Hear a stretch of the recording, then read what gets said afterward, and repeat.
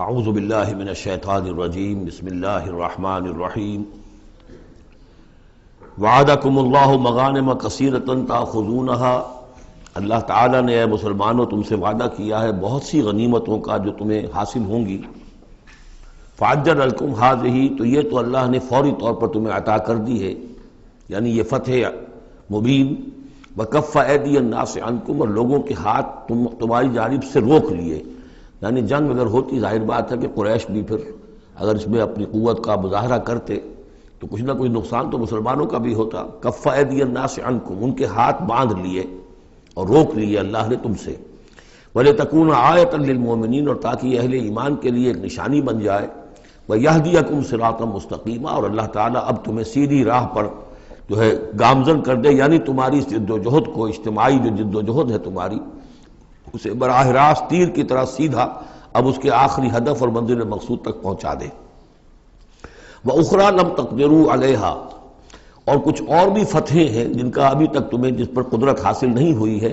قد احاط اللہ بہا، اللہ تعالیٰ ان کا بھی احاطہ کیے ہوئے ہے، یعنی یہ کہ اس کے فوراً بعد تمہیں ایک فتح ملے گی جو کہ خیبر کی ہوگی، کیونکہ یہ اس جو رکوع ہم نے دوسرا پڑھائے ہیں، تیسرا اس سے پہلے نازل ہوا ہے، اور یہ کہ پھر فتح مکہ ہونے والی ہے۔ اللہ تعالیٰ نے یہ تمام فتوحات جو اللہ کے تو علم میں ہے، اللہ کے نے ان کا احاطہ کیا ہوا ہے۔ وَقَالَ اللَّهُ عَلَىٰ كُلِّ شَيْءٍ قَدِيرٌ، اللہ ہر چیز پر قادر ہے۔ وَلَوْ قَاتَلَكُمُ الَّذِينَ كَفَرُوا لَوَلَّوُا الْأَدْبَارَ، اور اگر یہ کافر یعنی قریش مکہ تم سے جنگ کرتے تو لازماً پیٹ دکھا دیتے، پیٹ پھیر جاتے۔ ثم لا یجدون ولیا ولا نصیرا، اور پھر نہ پاتے اپنے لیے کوئی حمایتی، کوئی مددگار۔ سنت اللہ التی قد خلت من قبل، یہ اللہ کی وہ سنت ہے، اس کا دستور ہے، اس کا قانون ہے کہ جو پہلے سے چلا آ رہا ہے، یعنی یہ کہ اللہ تعالیٰ اپنے رسولوں کی مدد کرتا ہے۔ تو اب رسول کے ساتھ اگر وہ جنگ پر آمادہ ہو گئے ہوتے تو یقیناً ان کو پیٹھ دکھانی پڑتی اور شکست ان کا مقدر بنتی۔ سنت اللہ التی قد خلت من قبل ولن تجد سنت اللہ تبدیلا، اور نہیں پاؤ گے تم اللہ کی سنت اور اللہ کے دستور میں کوئی تبدیلی۔ وَهُوَ الَّذِي كَفَّ أَيْدِيَهُمْ عَنْكُمْ وَأَيْدِيَكُمْ عَنْهُمْ بِبَطْنِ مَكَّةَ، وہی ہے جس نے روک لیے ان کے ہاتھ تمہاری طرف بڑھنے سے اور تمہارے ہاتھ ان کی طرف بڑھنے سے۔ بِبَطْنِ مکہ، بیچ شہر مکے کے، یعنی مکے کی وادی میں اور مکے کے شہر میں اگر یہ جنگ ہوتی اور یہ خون ریزی ہوتی، مِن بَعْدِ أَنْ أَسْفَرَكُمْ عَلَيْهِمْ، اور یہ اللہ نے روک دیا اس کے بعد کہ اللہ نے تمہیں ان پر فتح دے دی تھی، یعنی کہ واقعتاً دل میں قریش شکست کھا چکے تھے، وہ سمجھ گئے تھے کہ ہمارے لیے مقابلہ ممکن نہیں ہے، ورنہ وہ صلح کبھی نہ کرتے۔ ان کے لیے تو یہ چیز گویا کہ بڑی موت سے بھی بڑھ کر جو تھی، بھاری تھی، کہ مسلمان جو ہیں ان کے ساتھ ہم صلح کریں، انہیں تسلیم کر لیں، اور پھر یہ بھی طے کریں کہ اگلے سال آپ آئیے اور ہم 3 دن کے لیے یہ پورا مکہ خالی کر دیں گے، آپ یہاں جس طرح چاہیں عمرہ کریں۔ یہ شرط بھی اس میں شامل تھی اگلے سال، لیکن اس سال آپ کو جانا پڑے گا، ہماری ناک جو ہے اتنی نہ کٹے کہ اسی سال آپ عمرہ کر لیں، لیکن یہ ہے کہ بہرحال آئندہ آپ آئیں گے۔ تو اس کے بعد کہ اللہ نے تمہیں ان پر فتح دے دی تھی۔ وَكَانَ اللَّهُ بِمَا تَعْمَلُونَ بَصِيرًا، اور جو کچھ تم کر رہے ہو اللہ اسے دیکھ رہا ہے۔ هُمُ الَّذِينَ كَفَرُوا وَصَدُّوكُمْ عَنِ الْمَسْجِدِ الْحَرَامِ، وہی لوگ ہیں، یعنی ان کے جرائم کا تذکرہ ہو رہا ہے جنہوں نے کفر کیا تو اور تمہیں روکے رکھا مسجد حرام تک جانے سے۔ وَالْهَدْيَ مَعْكُوفًا أَن يَبْلُغَ مَحِلَّهُ، اور ہدی کے جو جانور لے کے گئے تھے مسلمان احرام کے ساتھ ساتھ، وہ ہدی کے جانور تھے کہ کعبے کے لیے نیاز کے یہ جانور ہیں، وہ رکے ہوئے تھے کہ وہ اپنی اصل جگہ پر یبلغ محلہ، کہ اس کا اصل مقام تو یہ تھا کہ کعبے جائیں، وہاں پر ان کا چڑھاوا چڑھایا جائے اور ان کی قربانی دی جائے، لیکن یہ کہ وہ رکے ہوئے تھے کہ وہاں تک نہیں پہنچ سکتے تھے۔ لیکن یہ اللہ نے کیوں ہاتھ روک لیے، ان کے ہاتھ تم سے، تمہارے ہاتھ ان سے کیوں روک لیے، جنگ کیوں نہیں ہونے دی، اس کی حکمت اب آ رہی ہے۔ وَلَوْلَا رِجَالٌ مُؤْمِنُونَ وَنِسَاءٌ مُؤْمِنَاتٌ، اگر نہ ہوتے مرد مومن اور عورتیں مومنات، لم تعلموہم، جنہیں تم نہیں جانتے تھے، ان تطؤوہم، اندیشہ تھا کہ تم انہیں بھی پیس ڈالتے، یعنی جب جنگ ہوتی ہے، بھٹی گرم ہو جاتی ہے، اس وقت تو تحقیق و تفتیش مشکل ہوتی ہے۔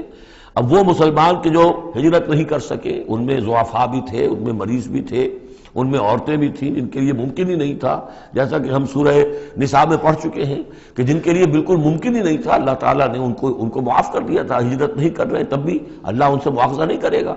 تو اب وہ لوگ بھی موجود تھے مکے کے اندر، اب اگر یہ چکی چلتی تو پھر تو یہ پیس ڈالتی ان کو بھی.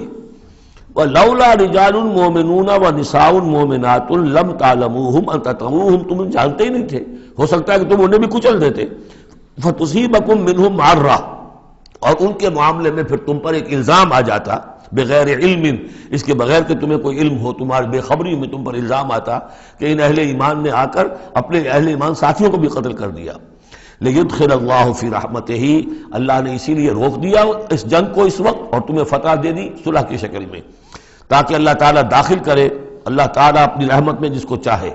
وَلَوْ تَزَيَّنُوا لَعَذَّبْنَا الَّذِينَ كَفَرُوا مِنْهُمْ عَذَابًا أَلِيمًا، اگر وہ علیحدہ ہو چکے ہوتے، یعنی مسلمان اہل ایمان مرد اور عورتیں جو ہیں جو ابھی تک مقیم ہیں یہاں پر، اگر وہ یہاں سے نکل چکے ہوتے، علیحدہ ہو چکے ہوتے، تو پھر باقی یہاں صرف کفار رہ گئے ہوتے، تو ہم اسی وقت لَعَذَّبْنَا الَّذِينَ كَفَرُوا مِنْهُمْ عَذَابًا أَلِيمًا، تو ان کافروں کو ہم ابھی وہ بدترین عذاب کا مزہ چکھا دیتے. اس جعل الذین کفروا فی قلوبہم الحمیۃ حمیۃ الجاہلیہ، جب کافروں نے اپنے دلوں کے اندر ایک حمیت جو ہے، ایک بڑی غیرت اور حمیت کا معاملہ، لیکن وہ حمیت جاہلی تھی کہ ہم لوگ، اور کیسے ممکن ہے کہ ہم انہیں یہاں پر عمرہ کرنے دیں. یہ لوگ کہ جو بے دین ہو گئے، ان کے اعتبار سے تو بے دین تھے، جو ہم اپنے آبا و اجداد کے دین کو چھوڑ گئے، تو وہ جو نسل پرستی اور قوم پرستی ان میں تھی، اور آبا پرستی تھی، اور اپنی روایت پرستی تھی، اس کے بنا پر حمیت جاہلیت ان کے دلوں کے اندر اتنی کوٹ کوٹ کر بھری ہوئی تھی. اس جعل الذین کفروا فی قلوبہم الحمیۃ حمیۃ الجاہلیہ، انہوں نے حمیت جاہلی کو اپنے دلوں کے اندر راسخ کر لیا تھا. فانزل اللہ سکینتہ علی رسولہ وعلی المؤمنین، اللہ تعالیٰ نے اپنا طرف سے سکون نازل فرما دیا اپنے رسول پر صلی اللہ علیہ وسلم اور اہل ایمان پر. وَأَلْزَمَهُمْ كَلِمَةَ التَّقْوَىٰ، اور اللہ تعالیٰ نے ان پر لازم کر دیا تقویٰ کی بات کو، یعنی اللہ تعالیٰ نے تقویٰ کو ان پر لازم کر دیا. وَكَانُوا أَحَقَّ بِهَا، یقیناً وہ تقویٰ کے زیادہ حقدار بھی ہیں، وَأَهْلَهَا، اور واقعتاً تقویٰ کے اہل ہیں، ان کے اندر تقویٰ موجود ہے. وَكَانَ اللَّهُ بِكُلِّ شَيْءٍ عَلِيمًا، اور یقیناً اللہ تعالیٰ ہر چیز کا علم رکھتا ہے. لَقَدْ صَدَقَ اللَّهُ رَسُولَهُ الرُّؤْيَا بِالْحَقِّ، اب ایک شبہ کا ازالہ ہو رہا ہے کہ کچھ لوگوں کو یہ خیال پیدا ہوا ہوگا کہ رسول کا تو خواب بھی سچا ہوتا ہے اور وحی کے درجے میں ہے. حضور نے ہمیں فرمایا تھا کہ میں نے خواب دیکھا ہے کہ ہم عمرہ کر رہے ہیں تو چلو، اور یہاں ہم عمرہ نہیں کر سکے تو رسول کا خواب جھوٹا ہو گیا. یہ اگر شک کسی کے دل میں پیدا ہوا تو اس کو ظاہر کر رہے ہیں کہ رسول کا خواب جھوٹا نہیں ہوا. یعنی یہ کہ اس میں جب حضور سے پوچھا بھی گیا آپ نے تو فرمایا تھا کہ ہم عمرہ کریں گے، تو آپ نے فرمایا تھا یہ میں نے کب کہا تھا کہ اسی سال ضرور کریں گے، عمرہ کریں گے. چنانچہ اگلے سال وہ عمرہ ہوا. سن 7 میں اسے عمرہ قضا کہتے ہیں، جو صلح حدیبیہ میں طے ہو گیا تھا کہ اگلے سال آپ آئیے عمرہ کیجئے، تو عمرہ قضا جو ہے یہ عمرہ چونکہ رہ گیا تھا درمیان میں ہی بند ہو گیا، تو عمرہ قضا، اس عمرے کی قضا اگلے سال جو ہے سن 7 میں آپ نے دی. اور 3 دن تک قریش نے مکے کو خالی کر دیا، پہاڑوں پر چڑھ گئے، اور مسلمان 3 دن تک مکے کے اندر مقیم رہے، انہوں نے اپنے اطمینان سے عمرہ ادا کیا. تو فرمایا لقد صدق اللہ رسولہ الرؤیا بالحق، اللہ نے بالکل سچا دکھایا خواب اپنے رسول کو، اس میں قطعاً کسی جھوٹ کا شائبہ نہیں. لَتَدْخُلُنَّ الْمَسْجِدَ الْحَرَامَ إِنْ شَاءَ اللَّهُ آمِنِينَ مُحَلِّقِينَ رُؤُوسَكُمْ وَمُقَصِّرِينَ لَا تَخَافُونَ، تم اے مسلمانوں لازماً داخل ہوگے مسجد حرام میں انشاءاللہ پورے امن کے ساتھ، آمنین بے کھٹکے، محلقین رؤوسکم ومقصرین، اپنے سروں کو حلق بھی کراؤ گے اور قصر بھی کراؤ گے. سر منڈوا دینا احرام کھولتے ہوئے یہ گویا کہ حلق ہے، اور چھوٹے بال کر دینا یہ قصر ہے. تو محلقین رؤوسکم ومقصرین لا تخافون، اور تمہیں کوئی اندیشہ نہیں ہوگا. یعنی جو ہو گیا اگلے سال کہ بالکل مکہ خالی، کوئی اندیشہ نہیں، کوئی مڈ بھیڑ نہیں، کسی طرف سے کوئی تانا نہیں، کوئی بری بات بھی سننے میں نہیں آئی، اور وہ سب لوگ جو ہے وہ رہے اپنے پہاڑوں کے اوپر. فعلم ما لم تعلموا، تو اللہ جانتا ہے جو تم نہیں جانتے. فجعل من دون ذلك فتحا قریبا، تو اس کے بعد اللہ تعالیٰ نے ایک بڑی فتح رکھی ہے قریب، یعنی یہ کہ اس کے فوراً بعد اس سے ورے، اس لیے کہ اس عمرہ قضا سے پہلے فتح خیبر ہوئی ہے، اور بہت جو مغانم کا تذکرہ ہو رہا ہے اس میں جو غنیمت آئی ہے بہت نمایاں، وہ غزوہ خیبر کی ہے. ایک تو یہ کہ یہودیوں کا گڑھ تھا، بہت مالدار تھے، پھر یہاں سے جو گئے تھے 2 قبیلے نکل کر گئے تھے، وہ بھی اکثر ان میں سے وہیں آباد ہو گئے تھے، تو وہ ان کی بڑی جمعیت تھی وہاں پر، اور یہودی ویسے مالدار ہوتے ہیں. تو وہاں پہ جو غنیمت ملی ہے مسلمانوں کو، اس کے طرف اشارہ ہو رہا ہے۔ اللہ تعالیٰ نے اس سے پہلے کہ تم عمرہ قضا ادا کرو اور جب تم داخل ہوگے مسجد حرام، اس سے پہلے جو ہے اللہ تعالیٰ تمہیں فتح دے گا، نصیب کرے گا۔ اب وہ آیت آ گئی، هو الذی ارسل رسولہ بالہدی ودین الحق لیظہرہ علی الدین کلہ، یعنی یہ جو سلسلہ اب جا رہا ہے، صراط مستقیم، سیدھا راستہ کس منزل کی طرف جا رہا ہے؟ دنیا میں مسلمانوں تمہاری جد و جہد کی منزل کیا ہے؟ اللہ کے دین کا غلبہ، اس لیے کہ ہم نے اپنے رسول کو بھیجا ہی اس کام کے لیے۔ یہ سورہ توبہ میں آیت ہم پڑھ چکے ہیں، فرق صرف یہ ہے کہ وہاں پر تھا هو الذی ارسل رسولہ بالہدی ودین الحق لیظہرہ علی الدین کلہ ولو کرہ المشرکون، یہاں آخری حصہ ہے وکفی باللہ شہیدا۔ لیکن سورہ توبہ والی آیت جوں کی توں پھر سورہ صف میں آ جائے گی، وہ بھی اب زیادہ دور نہیں رہی ہے، وہ بھی ہم جلدی پڑھیں گے۔ تو اللہ نے تو بھیجا ہے اپنے رسول کو صلی اللہ علیہ وسلم الہدا دے کر، یعنی قرآن حکیم جو ہدایت کاملہ ہے، نو انسان را پیام آخری حامل وہ رحمت للعالمین، هو الذی ارسل رسولہ بالہدی ودین الحق، اور دین حق دے کر بھیجا ہے۔ یہ دین کی بات کیجئے، اب دیکھیے الدین ان اقیم الدین، اللہ کے دین کو قائم کرو۔ ام لہم شرکاء شرعوا لہم من الدین ما لم یأذن بہ اللہ، کیا ان کے شریکوں نے بھی کوئی دین دیا ہے انہیں؟ اللہ نے انہیں دین حق دیا ہے، اور دین حق اس لیے دیا ہے کہ اسے غالب کرے کل کے پورے نظام زندگی کے اوپر، پورے نظام زندگی پر۔ وہی ہے جس نے بھیجا ہے اپنے رسول کو صلی اللہ علیہ وسلم بالہدا، ہدایت دے کر، قرآن دے کر، ودین الحق، اور سچا دین، حق دین، عادلانہ نظام زندگی دے کر، لیظہرہ علی الدین کلہ، تاکہ وہ غالب کرے اسے کل کے کل نظام زندگی پر، وکفی باللہ شہیدا، اور کافی ہے اللہ مدد کے لیے۔ عام طور پر ترجمہ یہاں پر گواہ کا کیا گیا ہے، آپ نے دیکھا ہوگا، لیکن یہاں اس لفظ شہید کا مطلب جو مدد کے ہے۔ اس کے لیے یہ کہ نوٹ کیجئے جو سورہ بقرہ کے تیسرے رکوع میں آیا تھا، فَإِن كُنتُمْ فِي رَيْبٍ مِّمَّا نَزَّلْنَا عَلَىٰ عَبْدِنَا فَأْتُوا بِسُورَةٍ مِّن مِّثْلِهِ وَادْعُوا شُهَدَاءَكُم مِّن دُونِ اللَّهِ إِن كُنتُمْ صَادِقِينَ، بلا لو اپنے مددگاروں کو اللہ کے سوا اگر تم سچے ہو۔ تو چونکہ اصل میں شہیدہ کے معنی تو ہے حاضر ہونا، شہیدہ یشہد، کسی کی موجودگی اور حاضری، جو موجود ہوتا ہے وقوع پر وہی صحیح گواہی دینے کا اہل ہے، اس لیے اس کے معنی گواہی کے پیدا ہو گئے، اور جو موجود ہو وہی آپ کی مدد بھی کر سکتا ہے، اس لیے اس کے معنی مددگار کے بھی ہیں۔ آپ کا کوئی دوست ہے، بڑا آپ کا بہی خواہ ہے، لیکن جب آپ پر کچھ ستم ہو رہا تھا، ظلم ہو رہا تھا، زیادتی ہو رہی تھی، وہ موجود ہی نہیں تھا بیچارہ، وہ کیا کرے گا؟ آپ کی مدد نہیں کر سکتا۔ تو مددگار بھی معنی ہے لفظ شہید کے۔ وَكَفَى بِاللَّهِ شَهِيدًا، اللہ کافی ہے مددگار کی حیثیت سے۔ محمد الرسول اللہ والذین معہ، یہ وہ جماعت ہے جو اس بیعت کی بنیاد پر وجود میں آئی ہے۔ نوٹ کر لیجئے اس بات کو، یہ بیعت کے تذکرے کے ساتھ اب یہ آیت آ رہی ہے۔ محمد الرسول اللہ صلی اللہ علیہ وسلم ایک بیعت تو وہ لیتے تھے کہ جو کوئی ایمان لاتا تھا، ایمان کی بیعت، لیکن جو آپ نے اہل مکہ سے کبھی نہیں لی، بلکہ وہاں تو جس نے بھی کہہ دیا اشہد ان لا الہ الا اللہ واشہد ان محمد رسول اللہ، کوئی فارمل ڈیکلریشن، کوئی اور اس کے لیے کوئی سمبولک کوئی اقدام نہیں تھا، الا یہ کہ کوئی باہر سے آتا تھا تو بیعت ہوتی تھی۔ اس کے بعد آپ نے بیعت مکے میں دو لی ہیں، بیعت عقبہ اولیٰ، بیعت عقبہ ثانیہ۔ اور بیعت عقبہ ثانیہ کی بیعت وہ ہے کہ جس سے اب وہ ایک جماعتی شکل بنی ہے، اس لیے کہ اس کے الفاظ کیا ہیں؟ متفق علیہ روایت ہے، یہ بخاری اور مسلم دونوں میں، راوی اس کے حضرت عبادہ بن ثابت رضی اللہ تعالیٰ عنہ۔ وہ بیعت کیا تھی؟ بایعنا رسول اللہ صلی اللہ علیہ وسلم علی السمع والطاعۃ فی العسر والیسر والمنشط والمکرہ وعلی عثرۃ علینا وعلی لا ننازع الامر اہلہ وعلی ان نقول بالحق اینما کنا لا نخاف فی اللہ لومۃ لائم۔ ہم نے بیعت کی تھی اللہ کے رسول سے کہ آپ کا ہر حکم سنیں گے اور مانیں گے، اطاعت کریں گے، فی العسر والیسر، خواہ مشکل ہو اور خواہ آسانی ہو، والمنشط والمکرہ، خواہ ہماری طبیعت آمادہ ہو، خواہ ہمیں اپنی طبیعتوں پر جبر کرنا پڑے، وعلی عثرۃ علینا، خواہ ہم پر دوسروں کو ترجیح دی جائے۔ ہم کبھی نہیں کہیں گے کہ ہم آپ کے پرانے ساتھی ہیں، آپ نے بالکل ایک نووارد کو ہمارے اوپر امیر کیسے مقرر کر دیا، نہیں، اٹس یور پریروگیٹو، یہ آپ کا اختیار ہوگا، جس کو آپ چاہیں امیر بنائیں۔ وعلیٰ اللہ ننازع امرہ لہ، جنہیں آپ والی امر بنا دیں گے، امیر بنا دیں گے، ان سے بھی ہم جھگڑیں گے نہیں، ان سے تعاون کریں گے، ان کی اطاعت کریں گے۔ جیسے کہ ایک اور حدیث میں حضور نے فرمایا، من اطاعنی فقد اطاع اللہ ومن عصانی فقد عصی اللہ، جس نے میری اطاعت کی اس نے اللہ کی اطاعت کی، اور جس نے میری نافرمانی کی اس نے اللہ کی نافرمانی کی۔ ومن اطاع امیری فقد اطاعنی، جس نے میرے مقرر کردہ امیر کی اطاعت کی اس نے میری اطاعت کی۔ ومن اطاع امیری فقط ومن عصا امیری فقط عصانی، جس نے میرے مقرر کردہ امیر کی نافرمانی کی اس نے میری نافرمانی کی۔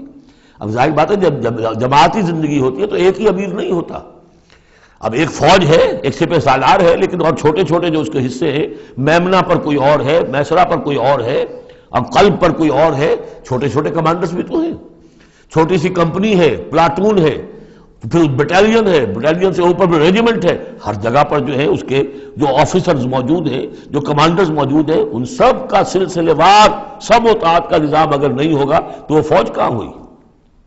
اس طرح ایک جماعت ہے، ایک پورے ملک کے اندر جماعت ہے، اس کا امیر ہے، پھر اس کے کئی صوبائی اس کی شاخیں اس کے امیر ہیں، تو یہ تو نظام اس طرح چلے گا۔ تو یہاں پر وَعَلَىٰ أَن نَّقُولَ بِالْحَقِّ أَيْنَمَا كُنَّا، اور آخری بات جو تھی اس بیعت کے اندر کہ ہم جہاں کہیں بھی ہوں گے حق بات ضرور کہیں گے، مشورہ مانگا جائے گا مشورہ دیں گے، we will not hold back our opinions، ہم اپنی رائے دیں گے، حق بات کہیں گے جہاں کہیں ہوں گے، لیکن اس کے بعد جو فیصلہ ہوگا فَإِذَا عَزَمَ الْأَمْرُ، جیسا کہ ہم پڑھ چکے ہیں، جب فیصلہ ہو جائے تو پھر یہ کہ اللہ اور اس کے رسول کی اطاعت لازم ہے۔ تو فرمایا یہ محمد رسول اللہ والذین معہ کی جو جماعت بنی ہے اس شکل میں، اس قتال کے مرحلے کے شروع ہونے سے پہلے منہج انقلاب نبوی میں اقدام کا مرحلہ جب آیا ہے، پیسو ریزسٹنس جب ایکٹیو ریزسٹنس میں چینج ہو رہی ہے، تو اب وہ ایک نظم جماعت کی شکل ہے، اور وہ بیعت عقبہ ثانیہ کی بنیاد پر وجود میں آیا۔ محمد رسول اللہ والذین معہ اشداء علی الکفار رحماء بینہم، اللہ کے رسول، یہ اس میں دو طرح ترجمے اس کے کیے جاتے ہیں، محمد اللہ کے رسول ہیں، یہ ایک جملہ پورا ہو گیا، والذین معہ اشداء علی الکفار رحماء بینہم، اور جو ان کے ساتھ ہیں وہ کافروں پر بہت بھاری ہیں اور آپس میں بہت رحم دل ہیں۔ اور ایک ترجمہ یہ بھی ہے کہ محمد رسول اللہ والذین معہ، یہ سب مل کر مبتدا بنی، اللہ کے رسول محمد اور جو ان کے ساتھ ہیں ان سب کی شان یہ ہے کہ اشداء علی الکفار رحماء بینہم، وہ کفار کے حق میں بڑے سخت ہیں لیکن آپس میں بہت رحم دل ہے، رحیم ہے، شفیق ہے۔ یہ ہم پڑھ چکے ہیں سورہ مائدہ میں بھی، اذلۃ علی المؤمنین اعزۃ علی الکافرین، اہل ایمان کے حق میں وہ بہت ہی نرم خو ہو، حلقہ یاراں تو بریشم کی طرح نرم، رزم حق و باطل ہو تو فولاد ہے مومن۔ یہ شان جو ہے بندہ مومن کی قرآن مجید میں دو جگہ آئی ہے۔ تراہم رکعاً سجدا یبتغون فضلا من اللہ ورضوانا، تم دیکھو گے ان کو کبھی سجدے میں گرے ہوئے ہوں گے اور کبھی رکوع کر رہے ہوں گے، وہ اپنے رب کے فضل کے متلاشی رہتے ہیں ہر دم ہر آن، اور اللہ کی رضا چاہتے ہیں۔ سیماہم فی وجوہہم من اثر السجود، اور ان کی جو نشانی ہے وہ ان کے چہروں میں جو اثرات پیدا ہوتے ہیں سجدے سے۔ سجدے سے عام طور پر تو خیال یہ ہوتا ہے کہ یہی جو گھٹا پڑ جاتا ہے یہی سجدے کا نشان ہے، لیکن اس کے علاوہ بھی نمازیوں کے چہرے میں ان کی نماز کی ایک کیفیت ہوتی ہے، نورانیت ہوتی ہے کہ جو ان کے چہروں کے اندر موجود ہوتی ہے۔ ذالک مثلہم فی التوراۃ، یہ ہے ان کی مثال اور تمثیل جو تورات میں آئی تھی، ومثلہم فی الانجیل، اور انجیل میں جو ان کی مثال دی گئی تھی وہ یہ ہے کزرع اخرج شطأہ، جیسے ایک کھیتی وہ اپنا پٹھا نکالتی ہے، فآزرہ، پھر اسے گاڑھا کرتی ہے، فاستغلظ، اور فاستوى، اس کو مضبوط کرتی ہے اور پھر اسے گاڑھا کرتی ہے، فاستوى علی سوقہ، پھر اپنی نال پر کھڑی ہو جاتی ہے۔ چھوٹی سی کوئی کوپل پھوٹتی ہے، پھر وہ بڑھتی ہے، نرم سی ہے، پھر ذرا اس کا جو تنا بنتا ہے اس کے اوپر پھر کھڑی ہو جاتی ہے سیدھی۔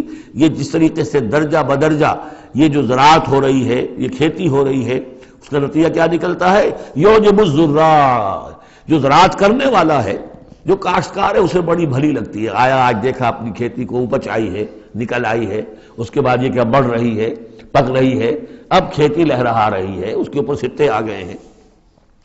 یعجب الزراع لیغیظ بہم الکفار، تاکہ اس سے دل جلے کافروں کا۔ اب یہاں اس سے واضح ہو گیا یہاں زراع کون ہے؟ یہ کھیتی صحابہ کرام کی کھیتی ہے جو پھل رہی ہے، پھول رہی ہے، اور اس کا کاشتکار کون ہے؟ محمد الرسول اللہ صلی اللہ علیہ وسلم۔ تب حضور کے ساتھ آپ کو معلوم ہے کہ جب انتقال ہوا ہے ابو طالب کا تو وہ مشکل 125 آدمی تھے، 150 آدمی تھے۔ آپ کی ایسی پوزیشن بھی نہیں تھی کہ اپنے بل پر مکے میں رہ سکتے، اسی لیے طائف گئے تھے، کوئی آلٹرنیٹ بیس مل جائے میں وہاں منتقل کر دوں اپنی اس دعوت کا اور اپنی اس تحریک کا مرکز، لیکن یہ کہ وہاں سے خالی ہاتھ آنا پڑا تھا۔ ایک وہ دور تھا کہ جس میں پھر ایک مشرک کی امان لے کر مکے میں داخل ہو سکے، مطعم بن عدی کی۔ آج ایک دور یہ ہے کہ 1400 یا 1800 آدمی جو ہیں وہ بیعت موت کی ہے انہوں نے، اور ان کو اس پر جو ہے ملال ہے کہ دم کر صلح کیوں کی ہے۔ ان کی جو حمیت ایمانی ہے اور غیرت ایمانی ہے وہ ملال اس پر ہے، وہ جان بچنے کی کوئی خوشی نہیں ہے انہیں، وہ تو کہہ کہ ہم نے دب کر کیوں سنا کریں، ہم اپنی جانیں دینے کے لیے تیار ہیں۔ کھیتی جو ہے اپج رہی ہے، تو فرمایا کزرع اخرج شطأہ فآزرہ فاستغلظ فاستوى على سوقه يعجب الزراع ليغيظ بهم الكفار وعد الله الذين آمنوا وعملوا الصالحات منهم مغفرة واجرا عظیما۔ اللہ نے وعدہ کیا ہے ان لوگوں سے جو ایمان لائے اور نیک عمل کیے، ان میں سے جو واقعتاً جنہوں نے ایمان اور عمل صالح کا حق ادا کر دیا کہ ان کے لیے مغفرت بھی اجر عظیم بھی ہے۔ یہاں جو مولانا عثمانی صاحب نے حاشیہ لکھا مجھے بہت پسند آیا کہ اگرچہ حضور کے سارے ساتھی جو ہیں وہ سب کے سب وہی تھے کہ جو ایمان اور عمل صالح کا حق ادا کر چکے تھے، پھر بھی منہم کی ایک قید لگا کر گویا کہ ان کو یہ بات بتا دی گئی ہے کہ اصل معاملہ ہے کہ موت تک انسان قائم رہے اس پر، مبادا بعد میں کہیں کسی کے اندر کوئی تزلزل پیدا ہو جائے، ورنہ یہ کہ اگر کسی کو اس طرح کا یقین دلا دیا جائے تو اس سے تو یہ کہ پھر اطمینان پیدا ہو جائے گا۔ ہونا یہ چاہیے کہ آخری وقت تک ڈرتا رہے آدمی، بین الخوف والرجا کی کیفیت رہے کہ کہیں ایسا نہ ہو کہ میں پھر کہیں آج جس مقام پر اللہ نے مجھے پہنچا دیا ہے کہیں پاؤں پھسل جائے۔ مغفرت و اجر عظیم کا اللہ نے وعدہ فرمایا۔ اب یہ سورہ مبارکہ آ گئی سورۃ الحجرات۔ میں ابتدا میں عرض کر چکا ہوں کہ اس کی حیثیت ایک ضمیر میں کی ہے، جوڑا ہے سورہ فتح اور سورہ محمد، اور وہ بالکل اپنے اس کے ترتیب کے اعتبار سے بالکل صحیح جوڑا ہے۔ یہ در حقیقت سمجھیے کہ سورہ فتح کی چند آیات کی مزید وضاحت ہے۔ مثلا سورہ فتح میں ہم نے یہ پڑھا تھا وَلِتُعَزِّرُوهُ وَتُوَقِّرُوهُ، اللہ کے رسول کی تعظیم، توقیر، ان کی مدد، ان کی نصرت، یہ تمہارے لیے لازم ہے۔ پھر ہم نے ابھی پڑھا اہل ایمان کے لیے تمہیں رحم دل ہونا چاہیے، اہل ایمان کے لیے تمہارا طرز عمل جو ہے وہ بہت ہمدردانہ، نیک، بھلائی کا، خیر خواہانہ ہونا چاہیے۔ یہ ساری چیزیں جو ہیں اس میں اب سامنے آ رہی ہیں۔ اور دوسرے یہ کہ یہ جو اب دین کے غلبے کی جد و جہد ہے اس کے لیے جہاد کی اہمیت کیا ہے دین کے اندر، اس کی اصل حیثیت کیا ہے، اس کو بھی اس سورہ مبارکہ میں واضح کیا گیا۔ تو سورہ حجرات کل 18 آیات ہیں، 2 رکوعوں پر مشتمل ہے، لیکن جیسا کہ میں نے عرض کیا تھا مسلمانوں کی جو اجتماعی زندگی، معاشرتی زندگی ہونی چاہیے، مسلمانوں کا مسلمانوں کے ساتھ کیسا سلوک ہونا چاہیے، مسلمانوں کا کیا رویہ ہونا چاہیے محمد الرسول اللہ صلی اللہ علیہ وسلم کے ساتھ، اور پھر یہ کہ اسلامی ریاست کی بنیاد کیا ہے، دستوری بنیاد کیا ہے، اور اس کی اصل میں اساس جو ہے وہ کس چیز پر قائم ہے، یہ ساری چیزیں اس سورہ مبارکہ میں بیان ہوئی ہیں۔ بسم اللہ الرحمن الرحیم، یا ایھا الذین آمنوا لا تقدموا بین یدی اللہ ورسولہ واتقوا اللہ ان اللہ سمیع علیم۔ اہل ایمان مت آگے بڑھو اللہ اور اس کے رسول سے، اور اللہ کا تقوی اختیار کرو، اللہ سب کچھ سننے والا ہے، سب کچھ جاننے والا ہے۔ یہ پہلی آیت جو ہے یہ گویا کہ ہر اسلامی ریاست کی دفعہ نمبر 1 ہے، یا ہم یہ کہہ سکتے ہیں دفعہ نمبر 1 تو یہ ہو کہ یہاں حاکمیت اللہ کی ہے، لیکن حاکمیت اللہ کی کیسے یہاں پر ہوگی؟ تنفیذ یہ ہے کہ اللہ اور اس کے رسول نے جو حدود قائم کر دی ان سے تجاوز نہیں ہوگا۔ چنانچہ یہ دفعہ ہمارے ہر دستور میں موجود رہی ہے، no legislation will be done repugnant to the Quran and the Sunnah, یہ موجود ہے، لیکن ایک ہاتھ سے یہ دفعہ یعنی اسلام ڈال کر اور دوسرے ہاتھ سے نکال لیا گیا۔ ایک آئیڈیولوجیکل کونسل بنا دی گئی ہے، وہ غور کرتی رہے گی، کوئی قانون کوئی خلاف ہے اگر اسلام کے تو وہ رپورٹ پیش کرتی رہے گی، سال بسال رپورٹیں آتی رہیں گی، کوئی لازم نہیں ہے دستور کی روح سے کہ ان کی دی ہوئی رپورٹ پر عمل بھی ہوگا، لہذا وہ الماریوں پر الماریاں بھرتی رہیں۔ کام ہوا ہے، محنتیں ہوئی ہیں، کوششیں ہوئی ہیں، ان میں ایک بڑی اچھی محنت ہوئی تھی جو اقتصادیات کے بارے میں ہوئی تھی کہ سود کے بغیر کیسی بینکنگ کا نظام قائم کیا جائے، اس میں بڑی محنت ہوئی ہے، لیکن دستور میں کوئی گارنٹی نہیں ہے کہ اس آئیڈیولوجیکل کونسل کی کوئی سفارشات لازماً وہ ان کی تنفیذ بھی ہوگی، تو معلوم ہوا کہ وہ بس ایک ایکسرسائز ان فیوٹیلیٹی ہے اکثر و بیشتر۔ تو فرمایا پہلی بات تو یہ طے کر لو کہ اللہ کا حکم اور اس کے رسول کا حکم، کتاب اور سنت، no legislation can be done here repugnant to the book of Allah Quran and the Sunnah of the profit صلی اللہ علیہ وسلم۔ یہ ہے اصل الاصول، یہ ہے دفعہ، کہ اس دفعہ سے اب یہ ریاست اسلامی بن گئی کہ جو بھی لیجسلیٹو باڈی آپ بنائیں، اسے آپ پارلیمنٹ کہیں، اسے مجلس ملی کہیں، اسے آپ کانگریس جو چاہیں کہیں، اس کی لیجسلیٹو اتھارٹی جو ہے وہ لمیٹڈ ہے، limited by the injunctions of the Quran and the Sunnah. اس دائرے کے اندر اندر وہ قانون سازی کر سکتے ہیں، اس لیے کہ اس دائرے کے اندر اندر جو کچھ ہے وہ مباح ہے، اور مباح کے اندر آپ اکثریت کے ساتھ فیصلہ کر لیجئے۔ کسی دعوت میں آپ کر رہے ہیں، مہمان بلا رہے ہیں، اس میں مشروب کون سا سرو کیا جائے، اس میں روح افزا شربت پلایا جائے یا کوئی سیون اپ پلایا جائے یا کیا کیا جائے، اب اس کو اب وہ بھی مباح ہے وہ بھی مباح ہے، اب کثرت رائے سے فیصلہ کر لیجیے۔ لیکن کثرت رائے کیا 100% رائے بھی اللہ کے کسی حکم میں ترمیم نہیں کر سکتی، وہ تو دائرہ ہے، اس دائرے کے اندر اندر رہنا ہے، جس کو کہ ایک حدیث سے حضور نے بہت عمدگی سے واضح کیا ہے۔ آپ نے فرمایا مثل المومن کا مثل الفرس فی عقیتہ، مومن کی مثال ایسی ہے جیسے کہ گھوڑا جو بندھا ہوا ہے کھوٹے کے ساتھ۔ ظاہر بات ہے مومن میں جو اللہ کو مانتا ہے تو اللہ کے حکم سے بندھ گیا، رسول کو مانتا ہے رسول کے فرمان سے بندھ گیا، قرآن کو مانتا ہے تو قرآن کے احکام سے بندھ گیا۔ تو ایک آدمی وہ ہے مادر پدر آزاد ہے، نہ اللہ کو جانے نہ رسول کو جانے نہ کسی آسمانی ہدایت کو مانے، وہ جو چاہے قانون بنائے، وہ سوڈمی کو بھی جائز قرار دے دیں، ہومو سیکشولیٹی کو بھی جائز قرار دے دیں، دو مردوں کی شادی کو جائز قرار دے دیں، لیگل سٹیٹس دے دیں، ان کی مرضی ہے جو چاہے کریں، لیکن مسلمان تو پابند ہوتا ہے۔ تو پہلی یہ آیت جو ہے انتہائی اہم ہے، اور گویا کہ اس کی ترجمانی ہے جو پاکستان کے دستور میں وہ الفاظ لکھے ہوئے ہیں، No legislation can be done here repugnant to the Quran and Sunnah. یا ایھا الذین آمنوا لا تقدموا بین یدی اللہ ورسولہ واتقوا اللہ ان اللہ سمیع علیم۔ اس کے بعد جو آ رہی ہیں 4 آیتیں، یہ خاص طور پر حضور کے ساتھ کیا طرز عمل ہونا چاہیے۔ دستوری بنیاد اسلامی ریاست کی یہ آ گئی، اللہ اور اس کے رسول کے احکام کی اطاعت، لیکن ایک ہماری ثقافت، ہماری تہذیب، ہمارے کلچر کی ایک بنیاد ہے، اور وہ بنیاد کیا ہے؟ حضور کی تعظیم، حضور سے محبت، حضور کے نقش قدم کی پیروی، آپ کے سرتابی نہ کرنا، آپ کے آواز کے مقابلے میں اپنی آواز بلند نہ کرنا۔ اب یہ آ رہا ہے، یہ ہے وہ توقروہ و تعزروہ، یہ گویا کہ اس کی شرح ہے۔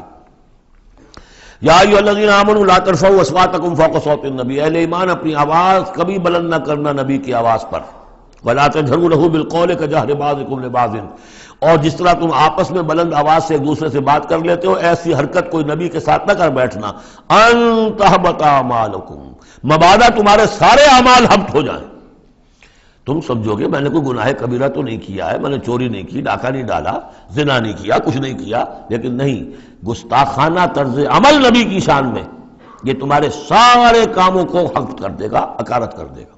وانتم لا تشعرون، تمہیں پتہ بھی نہیں چلے گا۔ ان الذین یغضون اصواتهم عند رسول اللہ اولئک الذین امتحن اللہ قلوبهم للتقوی، ایک چیز کو ایک منفی انداز میں بھی کہا، اب یہ کہ مثبت انداز میں، شاباش دینے کے انداز میں، بے شک وہ لوگ جو اپنی آوازیں پست رکھتے ہیں رسول اللہ کے سامنے، یہی وہ لوگ ہیں کہ جن کے دلوں کو اللہ نے چن لیا ہے، امتحان کر کے جانچ پرکھ کر چن لیا ہے، اختیار کر لیا ہے تقوی کے لیے۔ اب ان کے دلوں میں اللہ تعالیٰ تقوی زیادہ سے زیادہ پیدا کر دے گا۔ لہم مغفرۃ واجر عظیم، ان کے لیے مغفرت ہے اور بہت بڑا اجر ہے۔ ان الذین ینادونک من وراء الحجرات اکثرهم لا یعقلون، یہ بھی ایک سوء ادب تھا، اور یہ ویسے بھی عام معاشرت کے اعتبار سے بھی سوء ادب ہے۔ وہ لوگ آتے تھے بدو باہر سے، اب حضور کا اپنے معمولات تھے، کس وقت آپ کو برآمد ہونا ہے اپنے حجرے سے، اور وہ باہر سے کھڑے ہو گئے، یا محمد اخرج علینا، آئیے ذرا باہر تشریف لائیے۔ فرمایا ان الذین ینادونک من وراء الحجرات، بے شک وہ لوگ جو آپ کو پکارتے ہیں دیواروں کے پیچھے سے، حجرات کے باہر سے، اکثرهم لا یعقلون، ان میں سے اکثر وہ ہے جو عقل نہیں رکھتے۔ ولو انہم صبروا، اگر وہ صبر کرتے حتی تخرج الیہم، کہ آپ خود برآمد ہوتے اپنی حجرے سے، تشریف لاتے باہر، لکان خیرا لہم، یہ ان کے حق میں بہت بہتر تھا۔ واللہ غفور الرحیم، اللہ غفور اور رحیم ہے۔ یہ انہوں نے جان بوجھ کے گستاخی نہیں کی، یہ صرف بدو ہوتے تھے، اور ظاہر بات ہے وہ مہذب لوگ نہیں تھے، اس حوالے سے ان کے ہاں جو بھی تھا، اور عرب کا بدو وہ تو یوں سمجھیے کہ بہت ہی زیادہ ان آداب وغیرہ سے بہت ناواقف، بہت دور، تو اس لیے انہوں نے کہا کہ اگرچہ انہوں نے کی ہے یہ زیادتی، لیکن اللہ غفور ہے اور رحیم ہے، بخشنے والا ہے، آئندہ اس کا اعادہ نہ ہو۔ اس کے بعد 8 احکام آ رہے ہیں مسلمان معاشرے کو مضبوط اور مربوط رکھنے کے لیے، اس لیے کہ اقامت دین کی جد و جہد، غلبہ دین کی جد و جہد، اگر یہ جماعت مضبوط نہیں ہے، مستحکم نہیں ہے، مربوط نہیں ہے، تو ظاہر بات ہے جد و جہد کمزور ہوگی۔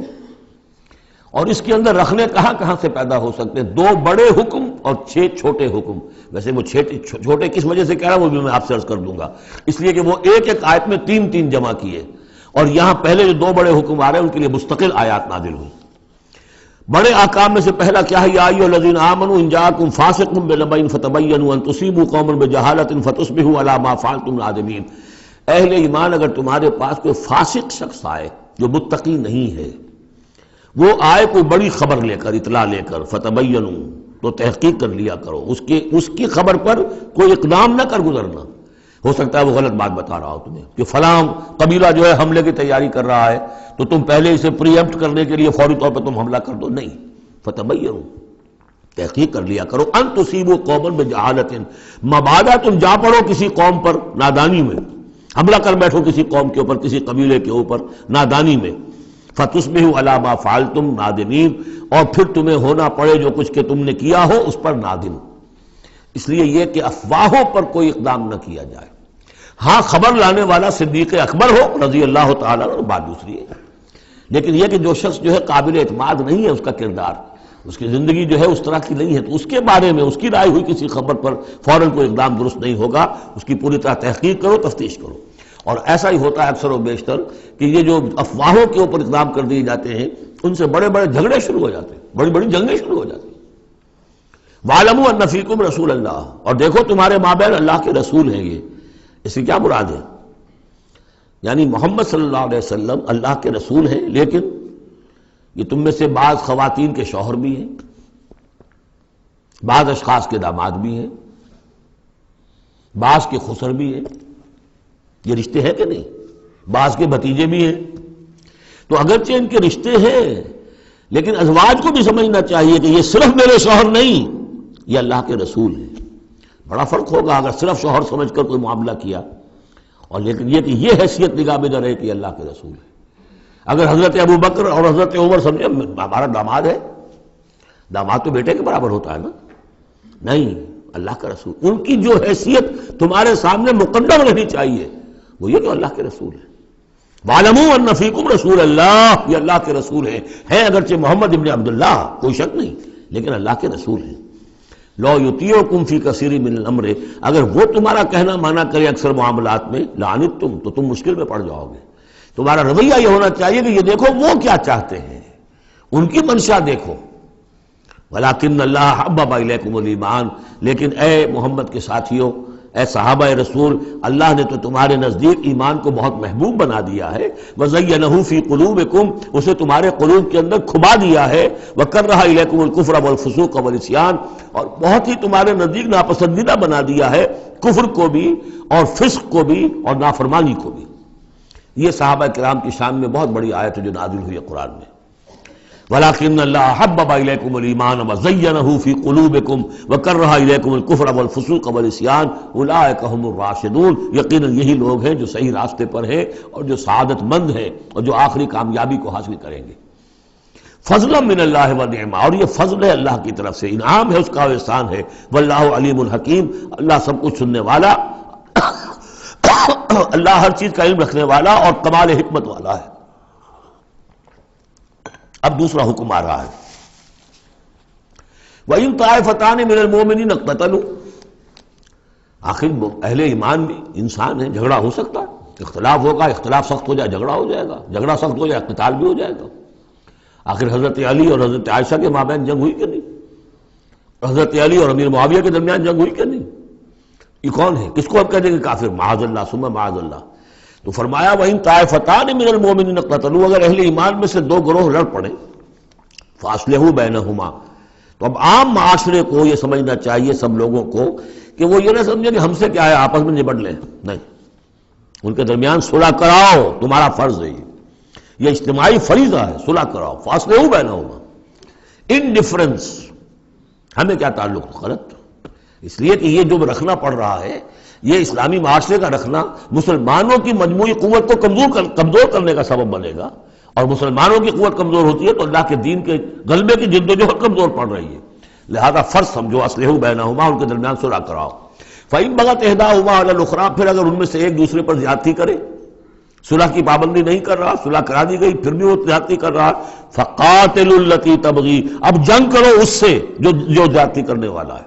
اب یہ دو فریقوں کے درمیان نہیں رہا معاملہ، اب ایک فریق گویا کہ پوری مسلم جماعت کو، پورے مسلم معاشرے کو، پوری ملت اسلامی کو جو کہ وہ للکار رہا، چیلنج کر رہا ہے، تو اب ان سے جنگ کرو حتیٰ تفیء الی امر اللہ، یہاں تک کہ وہ لوٹ آئے اللہ کے حکم کی طرف۔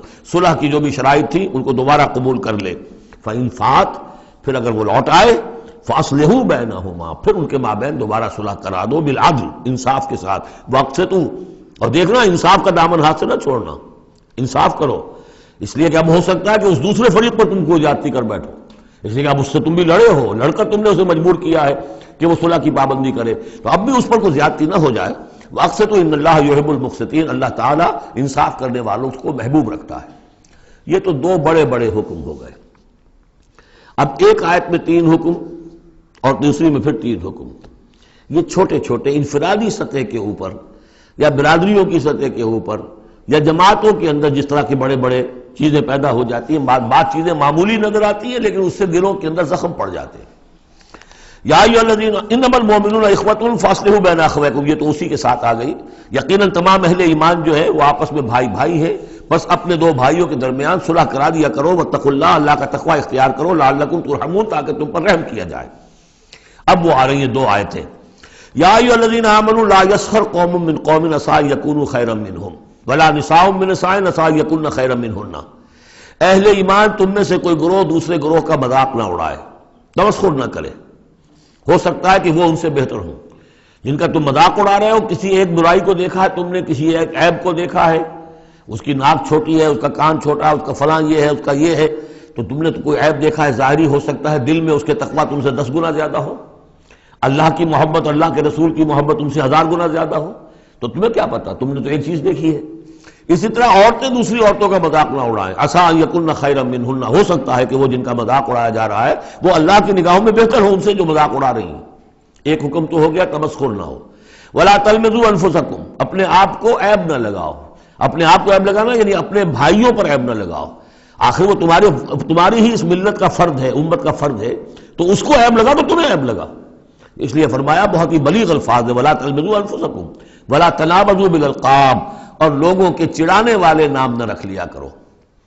کسی جماعت کا نام کچھ اور ہے، اس کو چڑانے کے لیے نام کچھ اور رکھ لیا گیا ہے، یا اور کسی فرد کے لیے، کسی گروہ کے لیے، تو یہ جو ہے ایک دوسرے کے اوپر اس طریقے سے ڈال دینا اور نام ان کے اوپر کہ جو ان کو پسندیدہ نہیں ہے، یہ 3 کام ہو گئے، ایک آیت میں روکا گیا۔ اس کی وجہ سے اکثر ایسا ہوتا ہے، کبھی ایک دوست آپ ایک خاص قسم کا مذاق اس سے کر رہے ہیں یا کسی لفظ سے اس کو چھیڑتے ہیں، 100 دفعہ وہ سن لیتا ہے، کوئی اثر نہیں ہوتا، کسی وقت کوئی عجیب کیفیت ہوتی ہے اس کی کہ اس کے دل میں جا کر زخم کی طرح لگ جاتا ہے اور پھر وہ دل کا رشتہ ٹوٹ جاتا ہے، اور ایک ایسی جو ہے اس کے اندر گرا پڑ جاتی ہے، پھر کھولے نہیں کھل سکتی۔ لہذا محتاط رہو۔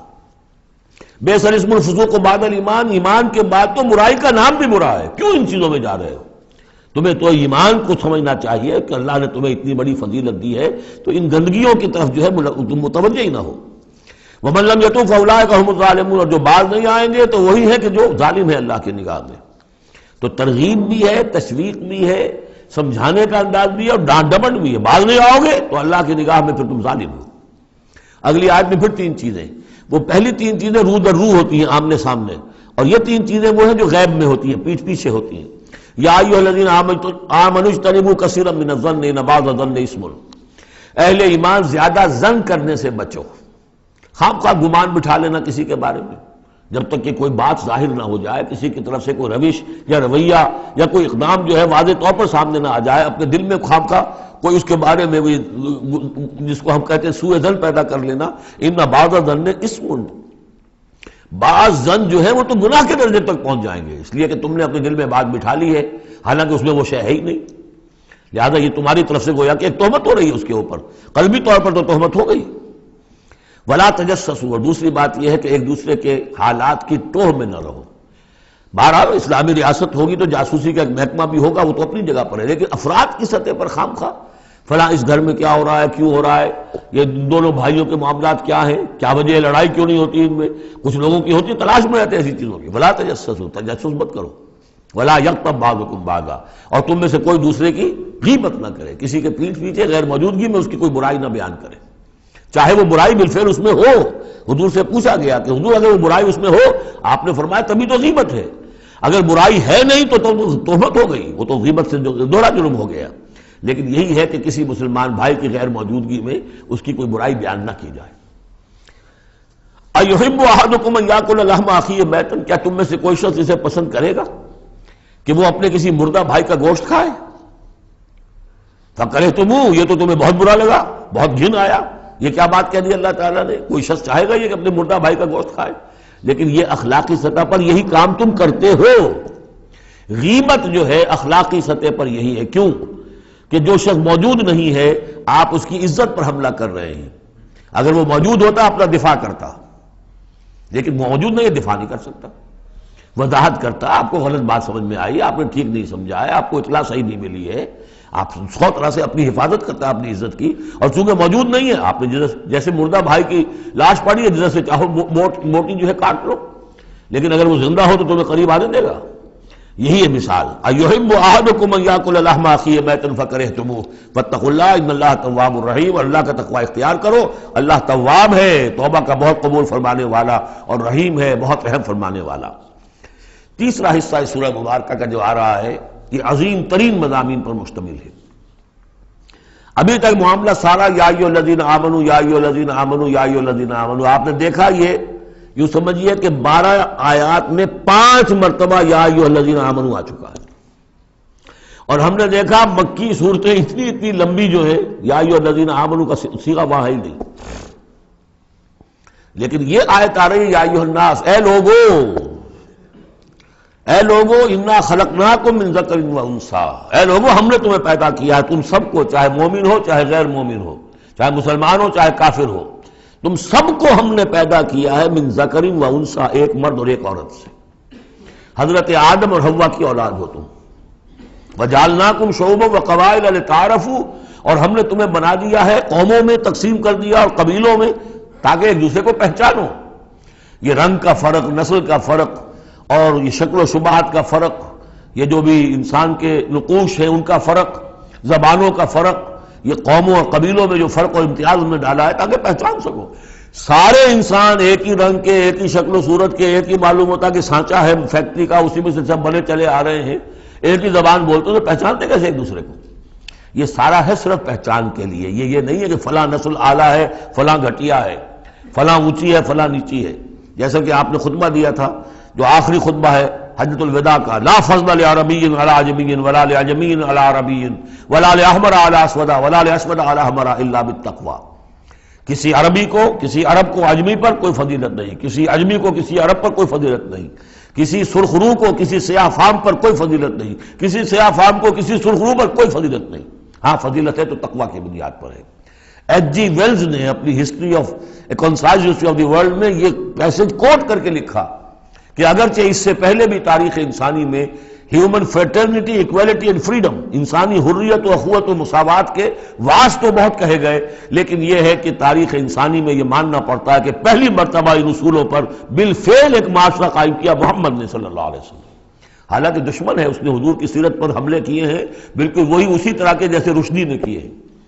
رشدی نے ذرا انداز اور زیادہ گھناؤنا استعمال کیا، چونکہ وہ تو فکشن اس نے ایک طور سے بنائی ہے، لیکن اس نے وہ تاریخ لکھ رہا تھا تو اس طرح کا انداز تو نہیں ہے، لیکن باتیں وہی کہی ہیں۔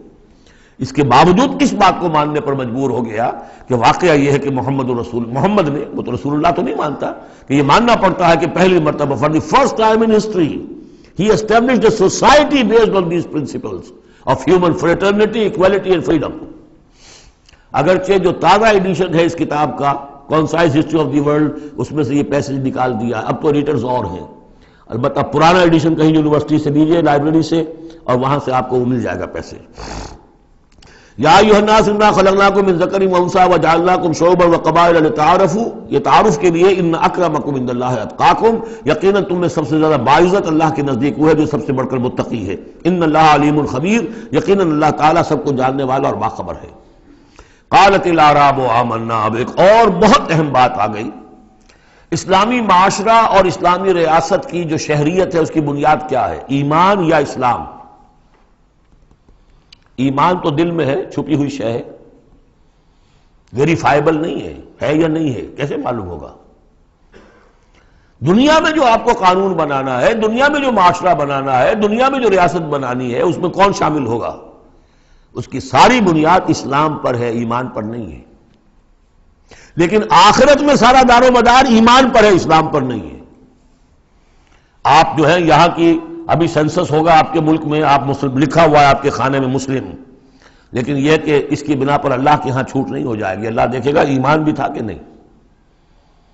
ان اللہ لا ينظر الى صورکم ولا الى اموالکم ولکن ينظر الى قلوبکم واعمالکم، اللہ تمہاری صورتوں اور اموال کو نہیں دیکھتا، تمہارے دلوں اور اعمال کو دیکھتا ہے۔ تو یہ جو ایمان اور اسلام کا فرق ہے، اسلامی ریاست اسلامی معاشرے کی اس بحث میں اہم ترین ہے، اس کی بنیاد ایمان پر نہیں ہے، اسلام پر ہے۔ اس کے لیے بیان کیا کیا؟ قالت الاعراب آمنا، یہ بدو کہہ رہے ہیں ہم ایمان لے آئے۔ قل لم تؤمنوا، اے نبی ان سے کہہ دیجئے تم ہرگز ایمان نہیں لائے ہو۔ لم تؤمنوا ہے، یہ نفی جاد باللم ہو رہی ہے، فعل مضارع پر لم لا کر تاکید ہو جاتی ہے۔ ما آمنتم نہیں، لم تؤمنوا، تم ہرگز ایمان نہیں لائے ہو، ولکن قولوا اسلمنا، یوں کہو کہ ہم اسلام لے آئے ہیں، ہم مسلمان ہو گئے، ہم نے اطاعت قبول کر لی۔ وَلَمَّا يَدْخُلِ الْإِيمَانُ فِي قُلُوبِكُمْ، ابھی تک ایمان تمہارے دلوں میں داخل نہیں ہوا۔ وَإِن تُطِيعُوا اللَّهَ وَرَسُولَهُ، لیکن اگر تم اللہ اور اس کے رسول کی اطاعت کرتے رہو گے، لا يَلِدْكُم مِّنْ أَعْمَالِكُمْ شَيْئًا، اللہ تعالیٰ تمہارے اعمال میں سے کوئی کمی نہیں کرے گا۔ ان اللہ غفور الرحیم، اللہ غفور الرحیم ہے۔ یعنی قانون تو یہی بنتا ہے، اصول تو یہ بنتا ہے، جب تک ایمان دل میں نہ ہو تو کسی کا کوئی عمل قبول نہ ہو۔ لیکن اللہ غفور ہے، رحیم ہے، اس کی شان غفاری اور اس کی شان رحیمی کے صدقے سے اللہ نے تمہیں یہ رعایت دی ہے کہ اگر نفاق نہ ہو، چاہے ایمان ابھی دل کے اندر راسخ نہیں ہے، لیکن اللہ اور اس کے رسول کی اطاعت کرتے رہو، اگرچہ یہ اطاعت ہوگی total obedience, partial obedience is no obedience, it has to be total. ادخلوا فی السلم کافہ، اسلام میں بھی جزوی داخلہ جو ہے قبول نہیں ہے، پورا کا پورا ہم تن سموچے۔ لیکن بہرحال اسلام تو یہ ہے۔ اب اگر تم جاننا چاہو کہ مومن کسے کہتے ہیں تو سن لو، اس کی ڈیفینیشن یہ آ گئی۔ اب یہ میں نے سورہ انفال کے دوران بھی اس کو وضاحت کیا تھا کہ اس کے دو حصے جو اس ڈیفینیشن کے، سورہ انفال میں دوسری آیت، دوسری تیسری، اور ادھر آخر سے پہلی آیت جو ہے اس میں ان کو دونوں کو علیحدہ کر دیا گیا۔ یہ ہے گویا کہ comprehensive definition of a Muslim, of a مومن۔ Who is a مومن؟ انما المؤمنون الذين آمنوا بالله ورسوله ثم لم يرتابوا، مومن تو بس صرف وہ ہے جو ایمان لائے اللہ پر اور اس کے رسول پر، پھر شک میں ہرگز نہیں پڑے۔ لم يرتابوا، پھر وہی جہاد میں لم، ہرگز کوئی شک نہیں پیدا کیا، یعنی یقین بن گیا، ایمان دل کے اندر راسخ ہو گیا۔ جیسے کہ فرمایا صحابہ کرام کے بارے میں، وَلَٰكِنَّ اللَّهَ حَبَّبَ إِلَيْكُمُ الْإِيمَانَ وَزَيَّنَهُ فِي قُلُوبِكُمْ، تمہارے دلوں میں کھبا دیا اس نے۔ جب تک ایمان دل میں داخل نہیں ہوا، دل میں راسخ نہیں ہوا، صرف زبان پر ہے آمنت باللہ وملائکتہ وکتبہ ورسلہ، یہ اسلام ہے۔ بنی الاسلام علی خمس، اس میں یقین قلبی شامل نہیں ہے۔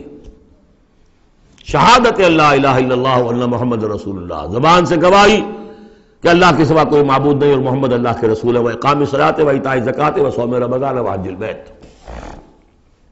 اس لیے کہ ایمان ذرا کسی اور شے کا نام ہے۔ وہ ایمان کیا ہے؟ اس کے دو حصے کر دیے۔ اب یہ اس شہادت سے نیچے یقین قلبی والی بات ایڈ ہو جائے اور ادھر عمل میں جہاد ایڈ ہو جائے تو 7 چیزیں ہوں گی تو اب یہ مومن شمار ہوگا۔ 5 چیزیں تو اسلام کو تو ہونی ہے۔ مومن جو ہے وہ مسلم تو ہوگا ہی لا محالہ، لیکن اس سے اوپر کی منزل ہے تو 2 چیزیں اور بڑھ جائیں گی۔ وہ کیا ہے؟ انما المؤمنون الذين آمنوا بالله ورسوله ثم لم يرتابوا وجاهدوا باموالهم وانفسهم في سبيل الله، اور جہاد کریں اپنے مالوں کے ساتھ اور اپنی جانوں کے ساتھ اللہ کی راہ میں۔ اولئک هم الصادقون، یہ لوگ ہیں جو سچے ہیں، دعوی ایمان میں سچے ہیں۔ کہنا آسان ہے آمنت باللہ وملائکتہ وکتبہ، لیکن واقعتاً ایمان ہے یا نہیں اس کا جائزہ لے لو۔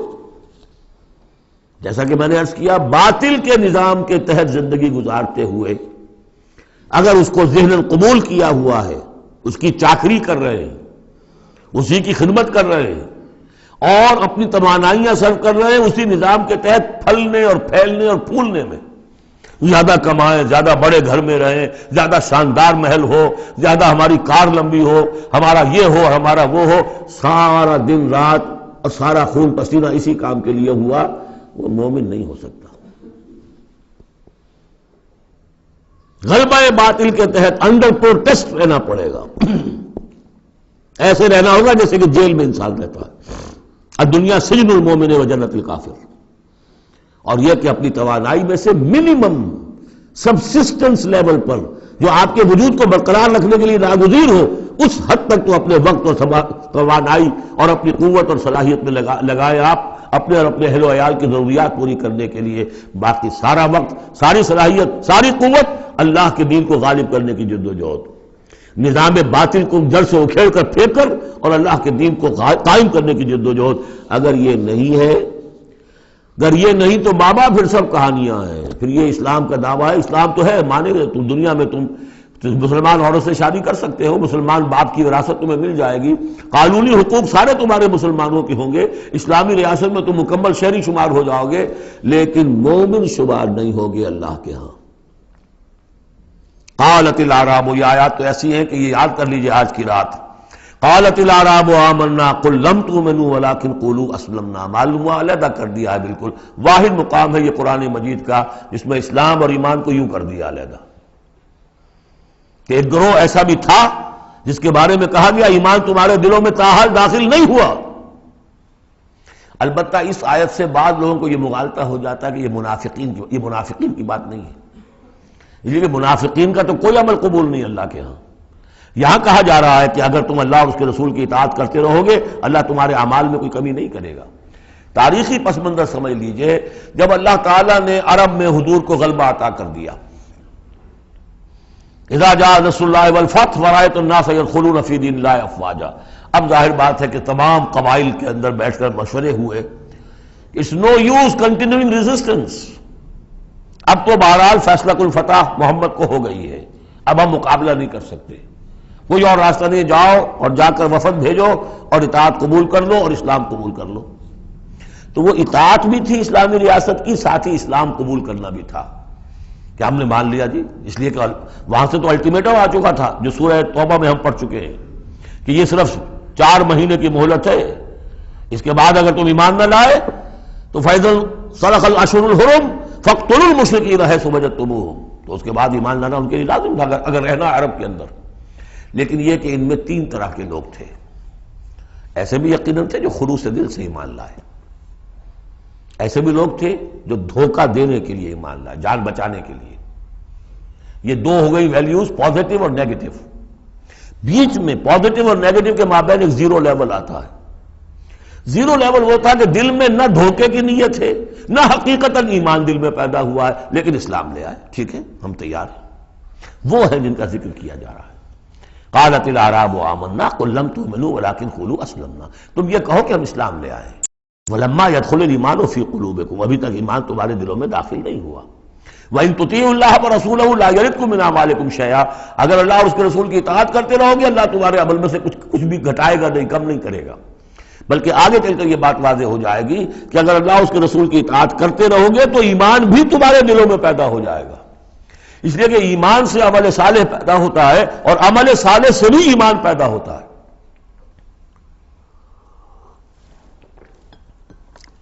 لیکن اگر تم جاننا چاہو دل میں یہ امنگ پیدا ہو جائے، اللہ کرے کہ ہم میں سے ہر شخص کے دل میں یہ آج ارادہ اور امنگ پیدا ہو جائے اور یہ وہ آرزو پیدا ہو جائے جس کے اوپر علامہ اقبال نے جو کہا ہے کہ آرزو اول تو پیدا ہو نہیں سکتی کہیں اور، ہو جائے تو مر جاتی ہے یا رہتی ہے خام. یہ آرزو کہ مجھے مومن رہنا ہے، جینا ہے، مرنا ہے، یہ آرزو اول تو پیدا مشکل سے ہوتی ہے اور ہو جائے تو معاشرہ اس کو غذا نہیں دیتا. ہر 4 طرف سے اس کے خلاف آپ پر دباؤ پڑنا شروع، دماغ خراب ہو گیا، پاگل ہو گیا، فینیٹک ہے، یہ اپنا کیریئر چھوڑ رہا ہے، یہ اپنا کاروبار برباد کر رہا ہے، وہ فلاں یہ کر رہا ہے. تو ماحول جو ہے، ماحول میں آکسیجن نہ ہو تو پودا کیسے پروان چڑھے گا؟ تو اس لیے بہت مشکل کام ہے، الا یہ کہ خلوص نیت اور عزم مصمم ہو تو اللہ تعالیٰ کی طرف سے خصوصی توفیق اور تحصیل ہوتی ہے. تو آج آپ اس کو سامنے رکھ کر دل میں یہ آرزو لے کر اٹھیے کہ یہ ایمان اس ڈیفینیشن پر ہمیں پورے اترنا ہے. وہ ڈیفینیشن کیا ہے؟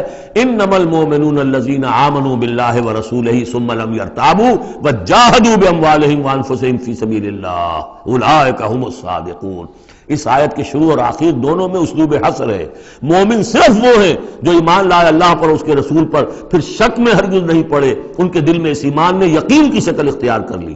اور پھر انہوں نے جہاد کیا اللہ کی راہ میں، کھپائے اس میں اپنے مال بھی اپنی جانیں بھی، یہی لوگ حقیقت میں سچے ہیں اپنے دعوی ایمان میں۔